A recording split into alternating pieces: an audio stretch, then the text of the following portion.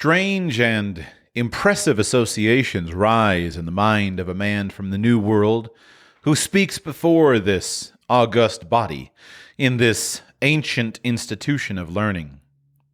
Before his eyes pass the shadows of mighty kings and warlike nobles, of great masters of law and theology.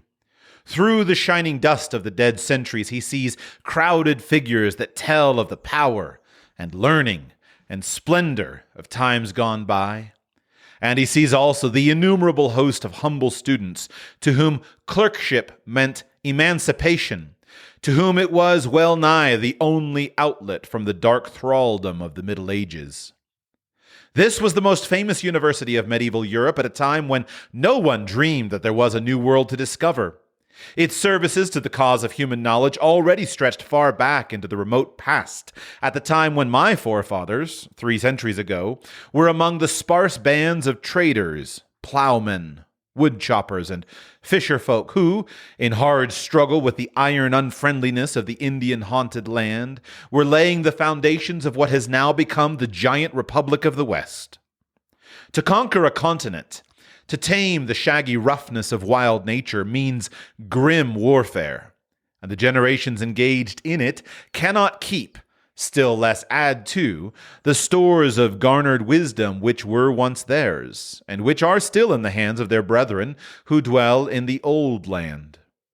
To conquer the wilderness means to wrest victory from the same hostile forces with which mankind struggled in the immemorial infancy of our race.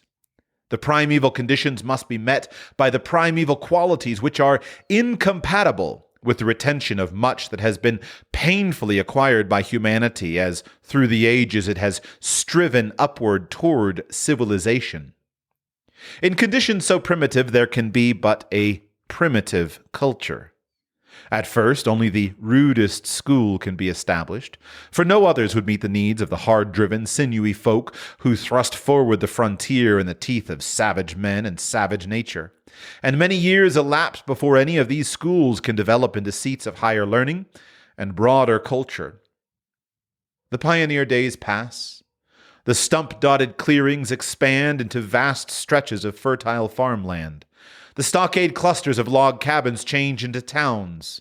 The hunters of game, the fellers of trees, the rude frontier traders and tillers of the soil, the men who wander all their lives long through the wilderness as the heralds and harbingers of an oncoming civilization, themselves vanish before the civilization for which they have prepared the way. The children of their successors and supplanters, and then their children and their children and children's children change and develop with extraordinary rapidity. The conditions accentuate vices and virtues, energy and ruthlessness, all the good qualities and all the defects of an intense individualism, self-reliant, self-centered, far more conscious of its rights than of its duties, and blind to its own shortcomings. To the hard materialism of the frontier days succeeds the hard materialism of an industrialism even more intense and absorbing than that of the older nations, although these themselves have likewise already entered on the age of a complex and predominantly industrial civilization. As the country grows, its people, who have won success in so many lines, turn back to try to recover the possessions of the mind and the spirit, which perforce their fathers threw aside in order better to wage the first rough battles for the continent their children inherit. The leaders of thought and of action grope their way forward to a new life, realizing, sometimes dimly, sometimes clear-sightedly, that the life of material gain, whether for a nation or an individual, is of value only as a foundation, only as there is added to it the uplift that comes from devotion to loftier ideals. The new life thus sought can in part be developed afresh from what is roundabout in the new world, but it can be developed in full only by freely drawing upon the treasure houses of the old world, upon the treasures stored in the ancient abodes of wisdom and learning, such as this, where I speak today. It is a mistake for any nation to merely copy another, but it is an even greater mistake. It is a proof of weakness in any nation not to be anxious to learn from one another and willing and able to adapt that learning to the new national conditions and make it fruitful and productive therein. It is for us of the new world to sit at the feet of Gamaliel of the old. Then, if we have the right stuff in us, we can show that Paul, in his turn, can become a teacher as well as a scholar. Today I shall speak to you on the subject of individual citizenship, the one subject of vital importance to you, my hearers, and to me and my countrymen, because you and we are great citizens of great democratic republics. A democratic republic such as ours, an effort to realize in its full sense government by, of, and for the people, represents the most gigantic of all possible social experiments, the one fraught with great responsibilities alike for good and evil. The success of republics like yours and like ours means the glory, and our failure the despair of mankind. And for you and for us, the question of the quality of the individual citizen is supreme. Under other forms of government, under the rule of one man or very few men, the quality of the leaders is all important. If, under such governments, the quality of the rulers is high enough, then the nations, for generations, lead a brilliant career and add substantially to the sum of world achievement, no matter how low the quality of the average citizen, because the average citizen is an almost negligible quantity in working out the final results of that type of national greatness. But with you and us, the case is different.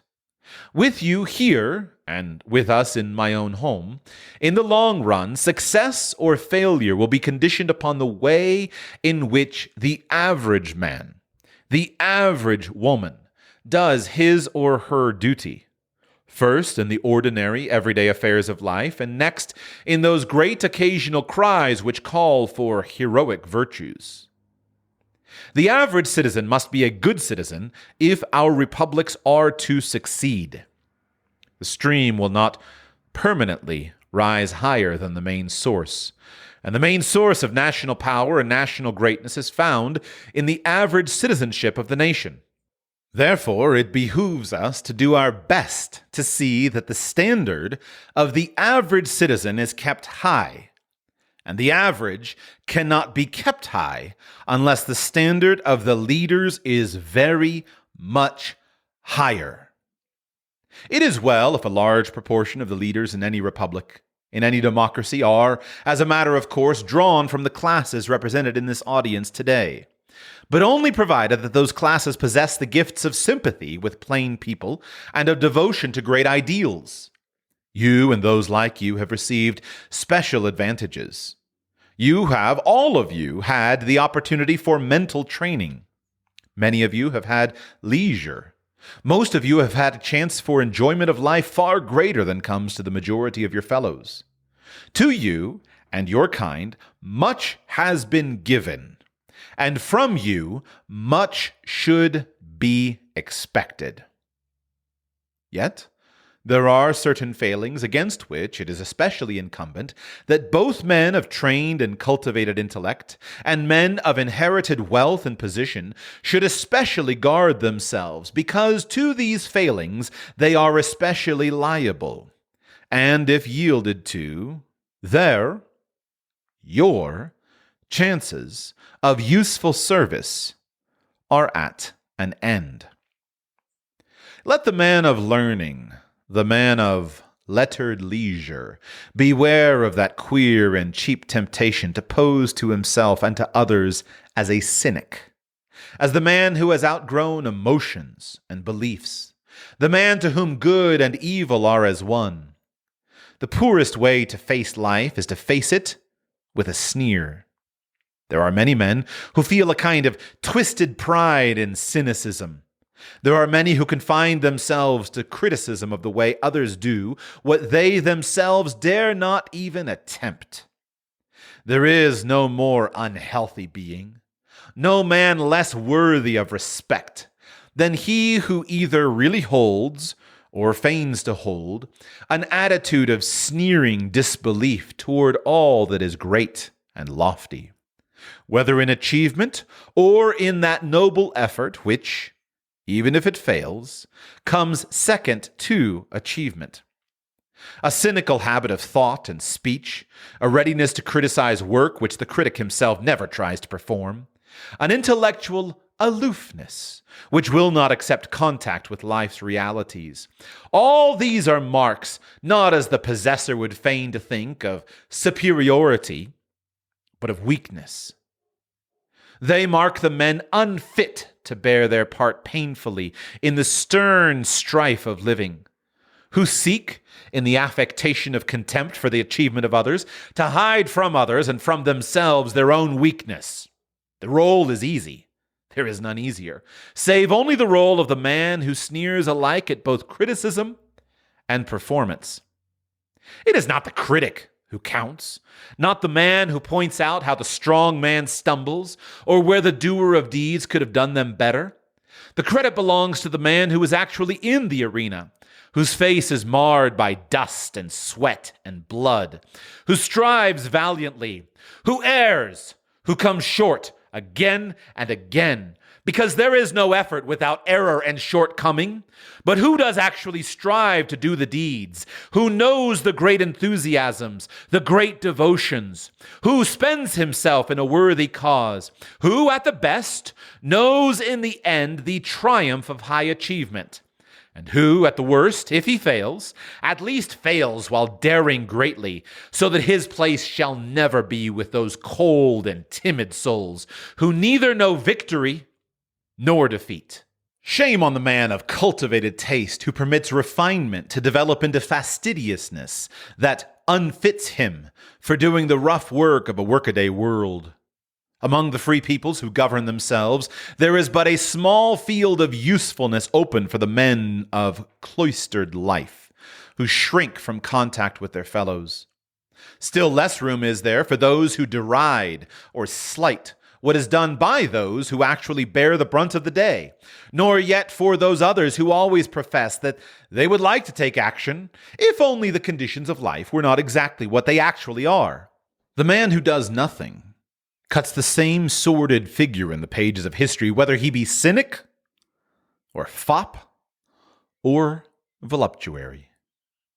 There is little use for the being whose tepid soul knows nothing of the great and generous emotion, of the high pride, the stern belief, the lofty enthusiasm of the men who quell the storm and ride the thunder. Well for these men if they succeed. Well also, though not so well, if they fail, given only that they have nobly ventured and have put forth all their heart and strength. It is war-worn Hotspur, spent with hard fighting, he of the many errors and the valiant end, over whose memory we love to linger, not over the memory of the young lord who, but for the vile guns, would have been a valiant soldier. France has taught many lessons to other nations. Surely one of the most important lessons is the lesson her whole history teaches, that a high artistic and literary development is compatible with notable leadership in arms and statecraft. The brilliant gallantry of the French soldier has for many centuries been proverbial, and during these same centuries at every court in Europe, the Freemasons of fashion have treated the French tongue as their common speech, while every artist and man of letters and every man of science able to appreciate that marvelous instrument of precision, French prose, has turned toward France for aid and inspiration. How long the leadership in arms and letters has lasted is curiously illustrated by the fact that the earliest masterpiece in a modern tongue is the splendid French epic which tells of Roland's doom and the vengeance of Charlemagne when the lords of the Frankish hosts were stricken at Roncesvalles. Let those who have keep. Let those who have not strive to attain a high standard of cultivation and scholarship. Yet, let us remember that these stand second to certain other things. There is need of a sound body, and even more of a sound mind. But above mind and above body stands character, The sum of those qualities which we mean when we speak of a man's force and courage, of his good faith and sense of honor. I believe in exercise for the body, always provided that we keep in mind that physical development is a means and not an end. I believe, of course, in giving to all the people a good education, but the education must contain much besides book learning in order to be really good. We must ever remember that no keenness and subtleness of intellect, no polish, no cleverness, in any way make up for the lack of the great solid qualities: self-restraint, self-mastery, common sense, the power of accepting individual responsibility and yet of acting in conjunction with others, courage and resolution. These are the qualities which mark a masterful people. Without them, no people can control itself or save itself from being controlled from the outside. I speak to a brilliant assemblage. I speak in a great university which represents the flower of the highest intellectual development.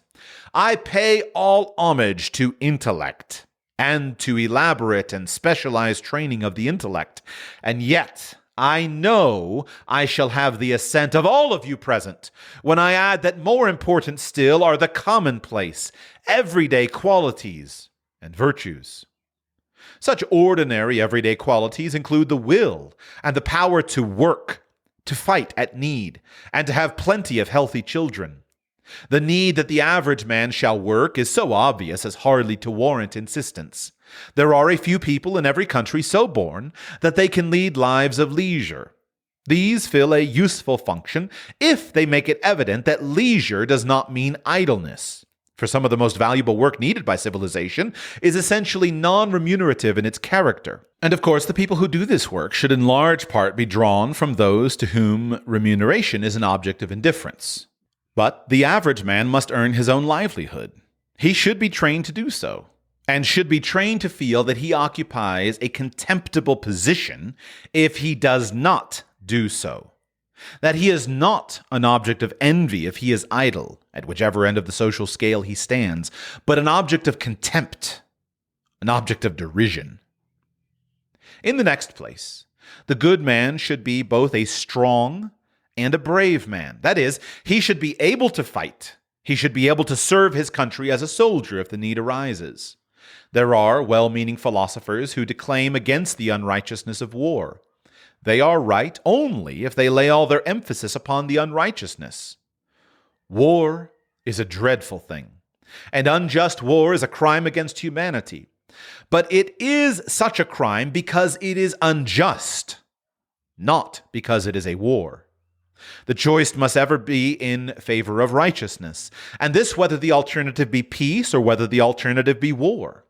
The question must not be merely, is there to be peace or war? The question must be, is it right to prevail? Are the great laws of righteousness once more to be fulfilled?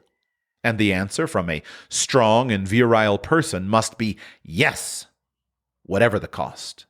Every honorable effort should always be made to avoid war, just as every honorable effort should always be made by the individual in private life to keep out of a brawl, to keep out of trouble. But no self-respecting individual, no self-respecting nation can or ought to submit to wrong.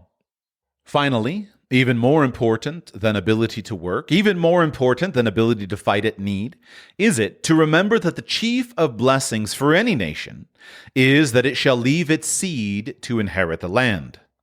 It was the crown of blessings in biblical times, and it is the crown of blessings now. The greatest of all curses is in the curse of sterility. And the severest of all condemnations should be that visited upon willful sterility. The first essential in any civilization is that the man and the woman shall be father and mother of healthy children, so that the race shall increase and not decrease. If this is not so, if through no fault of the society there is failure to increase, it is a great misfortune. If the failure is due to deliberate and willful fault, then it is not merely a misfortune. It is one of those crimes of ease and self-indulgence, of shrinking from pain and effort and risk, which in the long run nature punishes more heavily than any other. If we of the great republics, if we, the free people who claim to have emancipated ourselves from the thraldom of wrong and error, bring down on our heads the curse that comes upon the willfully barren, then it will be an idle waste of breath to prattle of our achievements, to boast of all that we have done. No refinement of life, no delicacy of taste, no material progress, no sordid heaping up of riches, no sensuous development of art and literature can in any way compensate for the loss of the great fundamental virtues. And of these great fundamental virtues, the greatest is the race's power to perpetuate the race. Character must show itself in the man's performance, both of the duty he owes himself and of the duty he owes the state. The man's foremost duty is owed to himself and his family, and he can do this duty only by earning money, by providing what is essential to material well-being. It is only after this has been done that he can hope to build a higher superstructure on the solid material foundation. It is only after this has been done that he can help in movements for the general well-being. He must pull his own weight first, and only after this can his surplus strength be of use to the general public. It is not good to excite that bitter laughter which expresses contempt, and contempt is what we feel for the being whose enthusiasm to benefit mankind is such that he is a burden to those nearest him, who wishes to do great things for humanity in the abstract, but who cannot keep his wife in comfort or educate his children. Nevertheless, while laying all stress on this point, while not merely acknowledging but insisting upon the fact that there must be a basis of material well-being for the individual as for the nation, let us with equal emphasis insist that this material well-being represents nothing but the foundation. And the foundation, though indispensable, is worthless unless upon it is raised the superstructure of a higher life. That is why I decline to recognize the mere multimillionaire, the man of mere wealth, as an asset of value to any country, and especially as not an asset to my own country. If he has earned or uses his wealth in a way that makes him a real benefit, of real use, and such is often the case, why then he does become an asset of real worth. But it is the way in which it has been earned or used, and not the mere fact of wealth, that entitles him to the credit. There is need in business, as in most other forms of human activity, of the great guiding intelligences. Their places cannot be supplied by any number of lesser intelligences. It is a good thing that they should have ample recognition, ample reward, but we must not transfer our admiration to the reward instead of the deed rewarded. And if what should be the reward exists without the service having been rendered, then admiration will only come from those who are mean of soul. The truth is that after a certain measure of tangible material success or reward has been achieved, the question of increasing it becomes of constantly less importance compared to the other things that can be done in life. It is a bad thing for a nation to raise and to admire a false standard of success. And there can be no falser standard than that set by the deification of material well-being in and for itself. The man who, for any cause for which he is himself accountable, has failed to support himself and those for whom he is responsible, ought to feel that he has fallen lamentably short in his prime duty. But the man, having far surpassed the limits of providing for the wants, both of body and mind, of himself and of those depending upon him, then piles up a great fortune, for the acquisition or retention of which he returns no corresponding benefit to the nation as a whole, should himself be made to feel that, so far from being desirable, he is an unworthy citizen of the community, that he is to be neither admired nor envied, that his right-thinking fellow countrymen put him low in the scale of citizenship, and leave him to be consoled by the admiration of those whose level of purpose is even lower than his own. My position as regards the moneyed interests can be put in a few words. In every civilized society, property rights must be carefully safeguarded.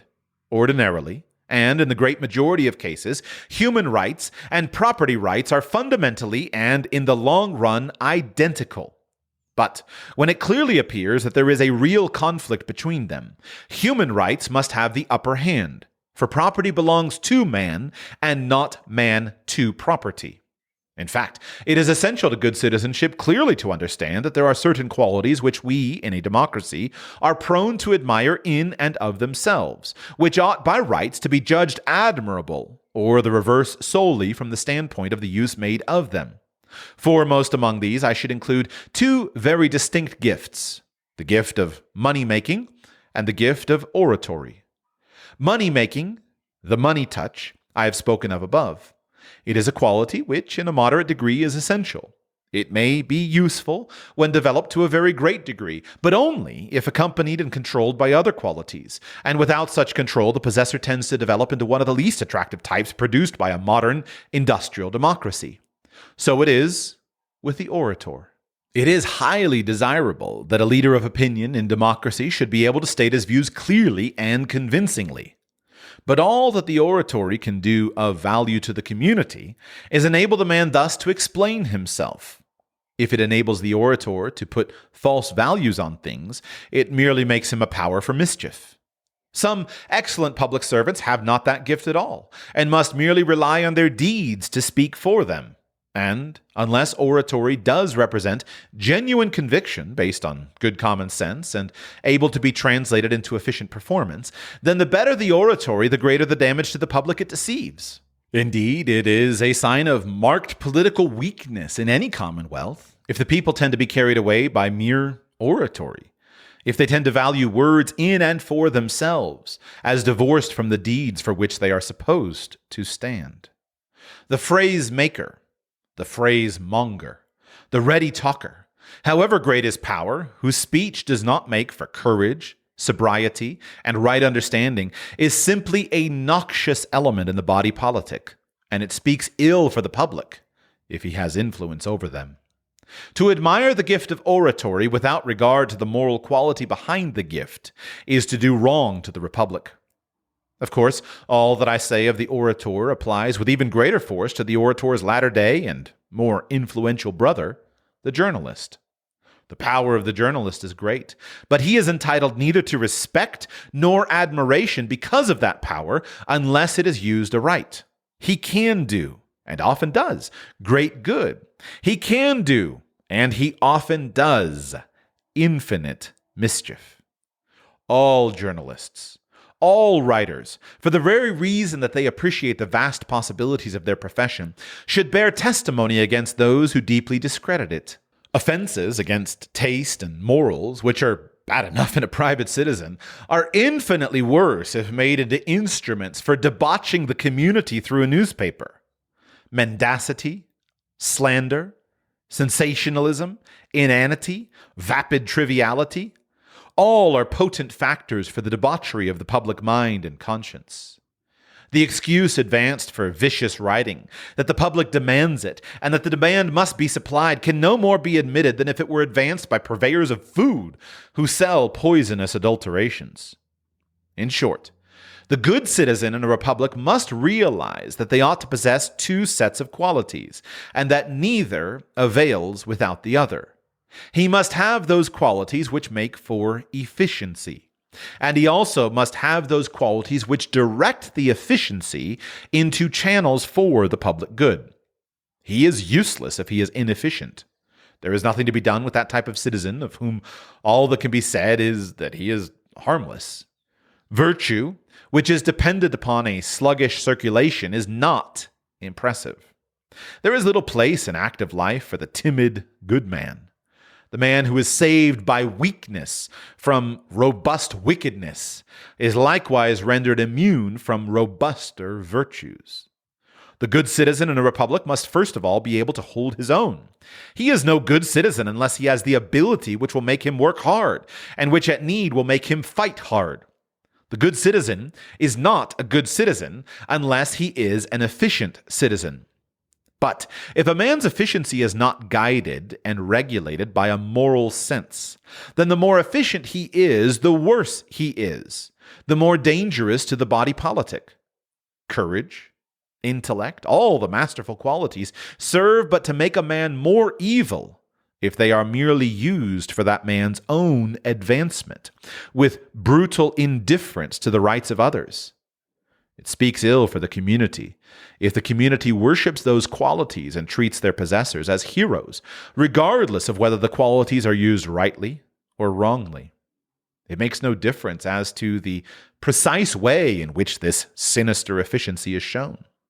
It makes no difference whether such a man's force and ability betray themselves in a career of moneymaker or politician, soldier or orator, journalist or popular leader. If the man works for evil, then the more successful he is, the more he should be despised and condemned by all upright and far-seeing men. To judge a man merely by success is an abhorrent wrong. And if the people at large habitually so judge men, if they grow to condone wickedness because the wicked man triumphs, they show their inability to understand that, in the last analysis, free institutions rest upon the character of citizenship, and that by such admiration of evil, they prove themselves unfit for liberty. The homely virtues of the household, the ordinary workaday virtues which make the woman a good housewife and house mother, which make the man a hard worker, a good husband and father, a good soldier at need, stand at the bottom of character. But of course, many others must be added thereto if a state is to be not only free, but great. Good citizenship is not good citizenship if only exhibited in the home. There remain the duties of the individual in relation to the state, and these duties are none too easy under the conditions which exist where the effort is made to carry on the free government in a complex industrial civilization. Perhaps the most important thing the ordinary citizen, and above all, the leader of ordinary citizens, has to remember in political life is that he must not be a sheer doctrinaire. The closet philosopher, the refined and cultured individual who, from his library, tells how men ought to be governed under ideal conditions, is of no use in actual governmental work. And the one-sided fanatic, and still more, the mob leader, and the insincere man who to achieve power promises what by no possibility can be performed, are not merely useless, but noxious. The citizen must have high ideals, and yet he must be able to achieve them in practical fashion. No permanent good comes from aspirations so lofty that they have grown fantastic and have become impossible and indeed undesirable to realize. The impractical visionary is far less often the guide and precursor than he is the embittered foe of the real reformer, of the man who, with stumblings and shortcomings, yet does in some shape, in practical fashion, give effect to the hopes and desires of those who strive for better things. Woe to the empty phrase-maker, to the empty idealist who, instead of making ready the ground for the man of action, turns against him when he appears and hampers him as he does the work. Moreover, the preacher of ideals must remember how sorry and contemptible is the figure which he will cut, how great the damage he will do, if he does not himself, in his own life, strive measurably to realize the ideals that he preaches for others. Let him remember also that the worth of the ideal must be largely determined by the success with which it can, in practice, be realized. We should abhor the so-called practical men, whose practicality assumes the shape of that peculiar baseness which finds its expression in disbelief in morality and decency, in disregard of high standards of living and conduct. Such a creature is the worst enemy of the body politic, but only less desirable as a citizen is his nominal opponent and real ally, the man of fantastic vision who makes the impossible better forever, the enemy of the possible good. We can just as little afford to follow the doctrinaires of an extreme individualism as the doctrinaires of an extreme socialism. Individual initiative, so far from being discouraged, should be stimulated. And yet, we should remember that as society develops and grows more complex, we continually find that things which once it was desirable to leave to individual initiative can, under changed conditions, be performed with better results by common effort. It is quite impossible and equally undesirable to draw in theory a hard and fast line which shall always divide the two sets of cases. This everyone who is not cursed with the pride of the closet philosopher will see, if he will only take the trouble to think about some of our commonest phenomena. For instance, when people live on isolated farms or in little hamlets, each house can be left to attend to its own drainage and water supply. But the mere multiplication of families in a given area produces new problems which, because they differ in size, are found to differ not only in degree but in kind from the old, and the questions of drainage and water supply have to be considered from the common standpoint. It is not a matter for abstract dogmatizing to decide when this point is reached. It is a matter to be tested by practical experiment. Much of the discussion about socialism and individualism is entirely pointless because of the failure to agree on terminology. It is not good to be the slave of names. I am a strong individualist by personal habit, inheritance, and conviction. But it is a mere matter of common sense to recognize that the state, the community, the citizens acting together can do a number of things better than if they were left to individual action. The individualism which finds its expression in the abuse of physical force is checked very early in the growth of civilization, and we of today should in our turn strive to shackle or destroy that individualism which triumphs by greed and cunning, which exploits the weak by craft instead of ruling them by brutality. We ought to go with any man in the effort to bring about justice and the equality of opportunity, to turn the tool user more and more into the tool owner, to shift burdens so that they can be more equitably borne. The deadening effect on any race of the adoption of a logical and extreme socialistic system could not be overstated. It would spell sheer destruction. It would produce grosser wrong and outrage, fouler immorality than any existing system. But this does not mean that we may not with great advantage adopt certain of the principles professed by some given set of men who happen to call themselves socialists. To be afraid to do so would be to make a mark of weakness on our part.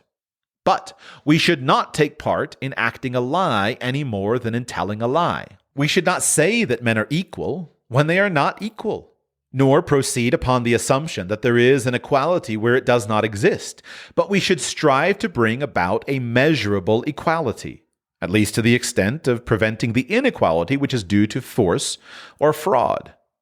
Abraham Lincoln, a man of the plain people, blood of their blood and bone of their bone, who all his life toiled and wrought and suffered for them, at the end died for them, who always strove to represent them, who would never tell an untruth to or for them, spoke of the doctrine of equality with his usual mixture of idealism and sound common sense. He said, I omit what was of merely local significance, I think the authors of the Declaration of Independence intended to include all men, but that they did not mean to declare all men equal in all respects. They did not mean to say all men were equal in color, size, intellect, moral development, or social capacity. They defined with tolerable distinctness in what they did consider all men created equal in certain inalienable rights, among which are life, liberty, and the pursuit of happiness. This they said, and this they meant. They did not mean to assert the obvious untruth that all were then actually enjoying that equality, or yet that they were about to confer it immediately upon them. They meant to set up a standard maxim for free society, which should be familiar to all, constantly looked to, constantly labored for, and, though never perfectly attained, constantly approximated, and thereby constantly spreading and deepening its influence and augmenting the happiness and value of life to all people everywhere. We are bound in honor to refuse to listen to those men who would make us desist from the effort to do away with the inequality which means injustice, the inequality of right, of opportunity, of privilege.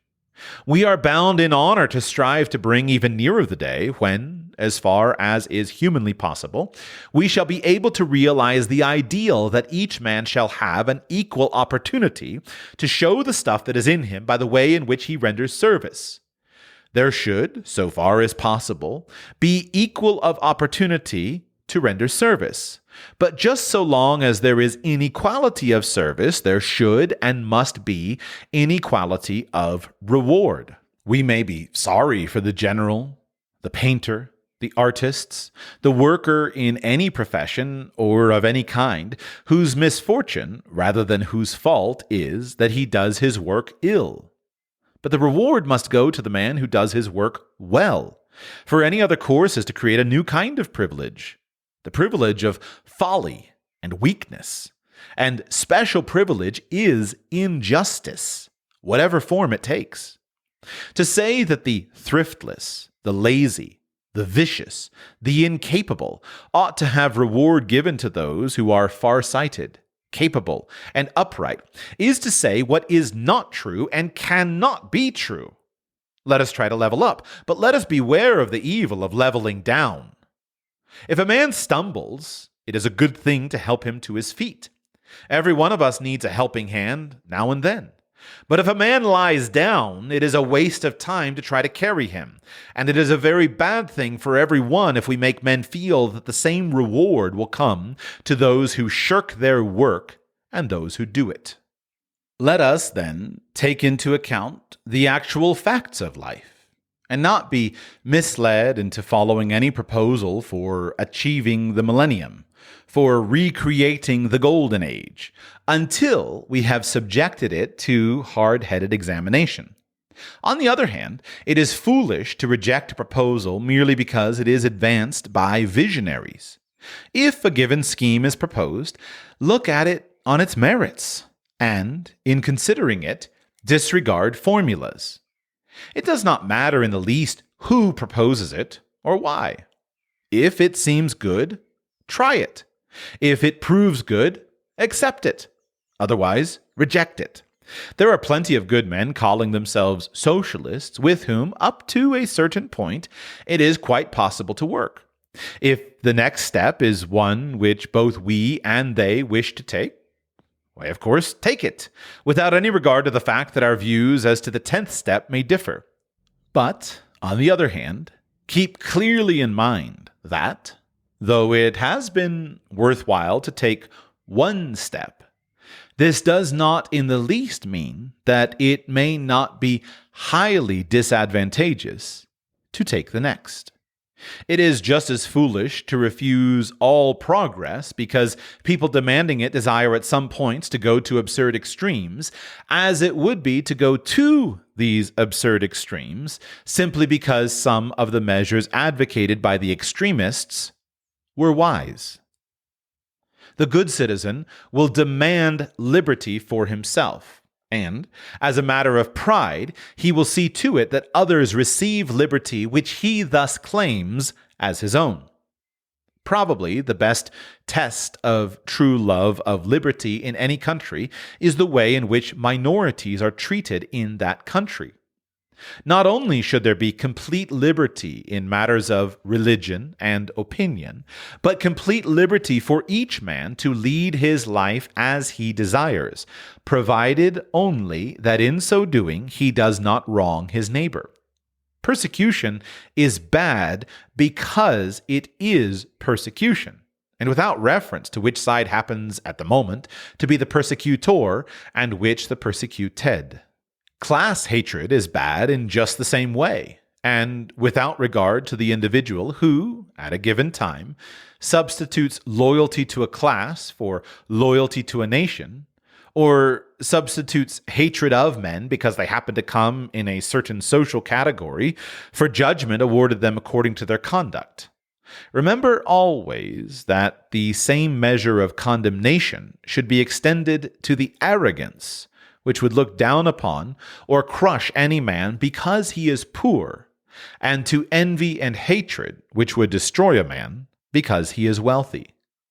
The overbearing brutality of the man of wealth or power, and the envious and hateful malice directed against the wealth or power are really at root merely different manifestations of the same quality, merely two sides of the same shield. The man who, if born to wealth and power, exploits and ruins his less fortunate brethren is at heart the same as the greedy and violent demagogue who excites those who have not property to plunder those who have.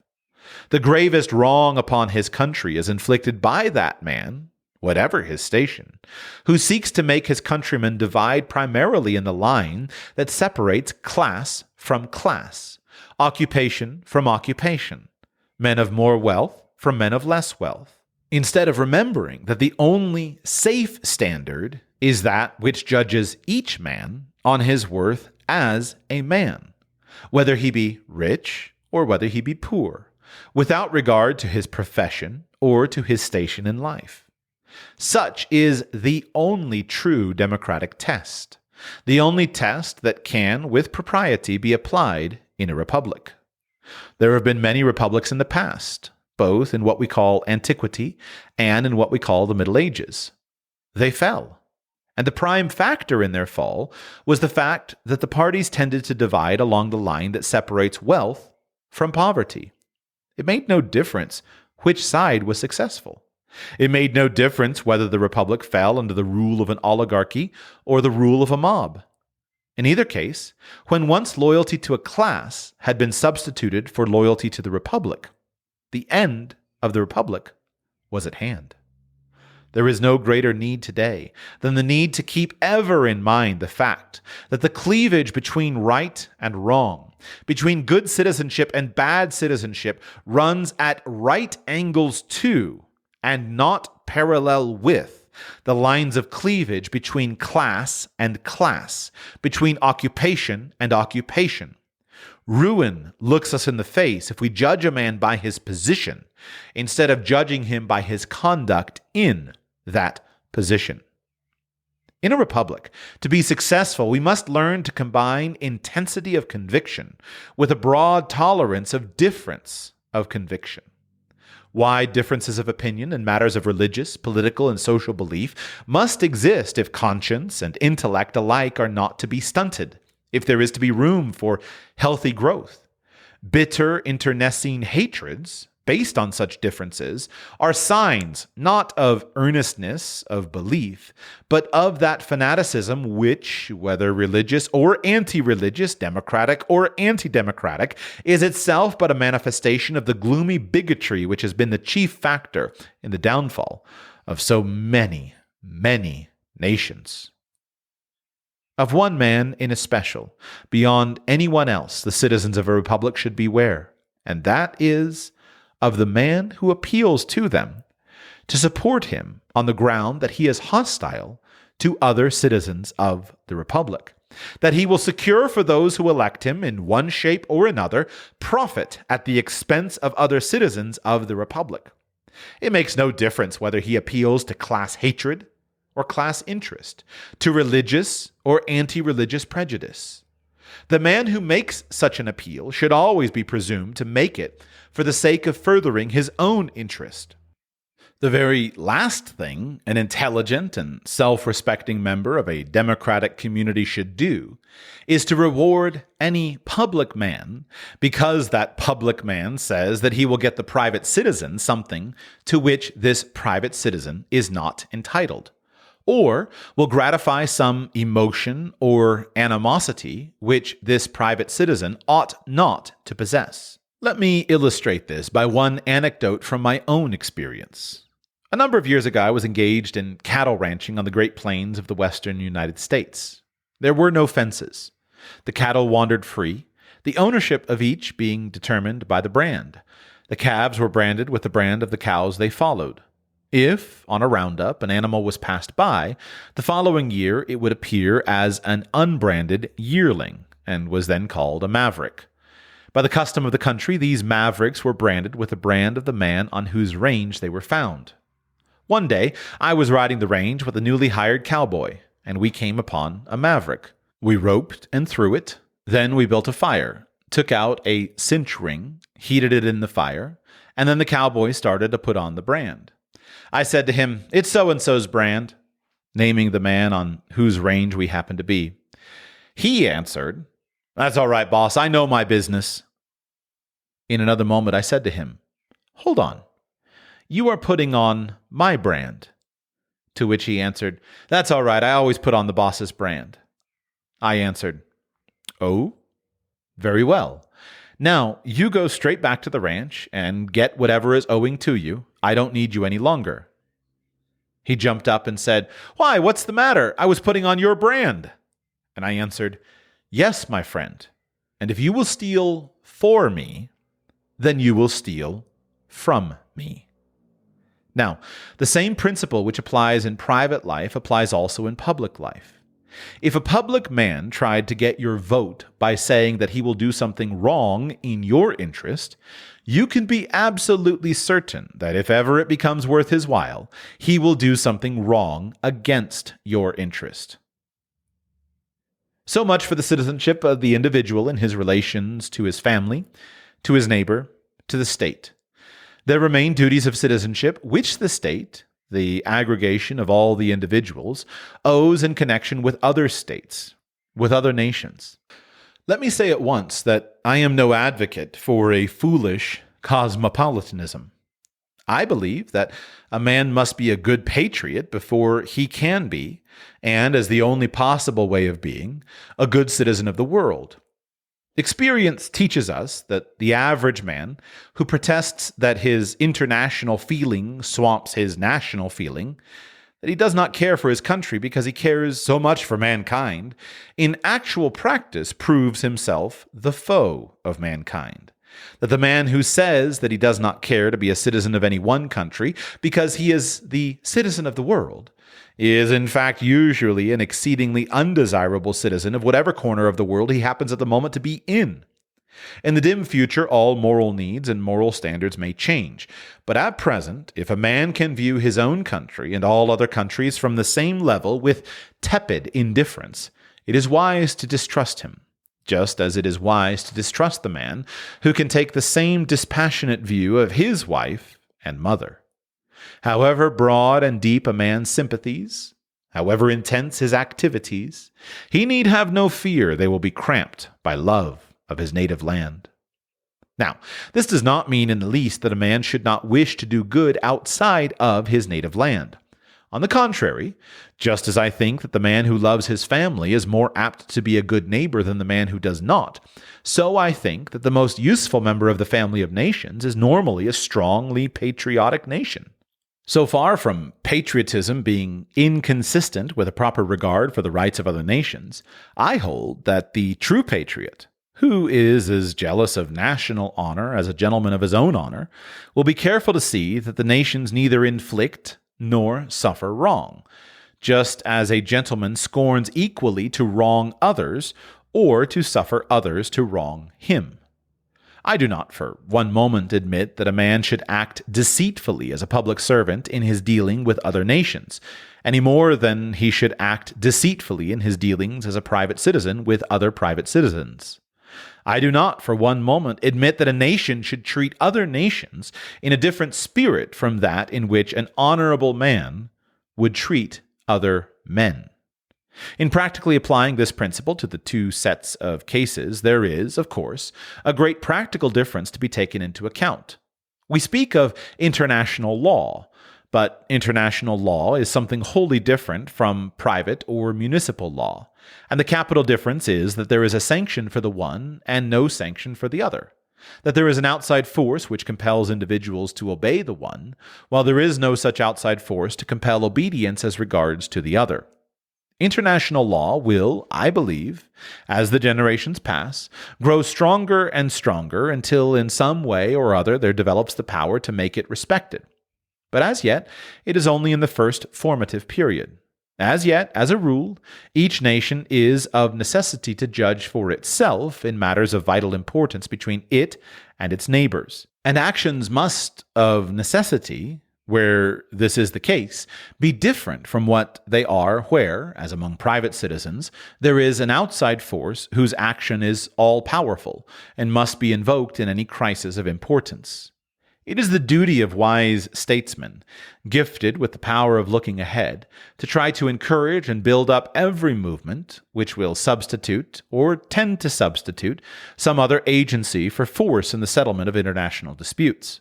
It is the duty of every honest statesman to try to guide the nation so that it shall not wrong any other nation. But, as yet, the great civilized peoples, if they are to be true to themselves and to the cause of humanity and civilization, must keep in mind that in the last resort they must possess both the will and the power to resent wrongdoing from others. The men who sanely believe in a lofty morality preach righteousness, but they do not preach weakness, whether among private citizens or among nations. We believe that our ideals should be so high, but not so high as to make it impossible measurably to realize them. We sincerely and earnestly believe in peace, but if peace and justice conflict, we scorn the man who would not stand for justice though the whole world came in arms against him. And now, my hosts, a word in parting.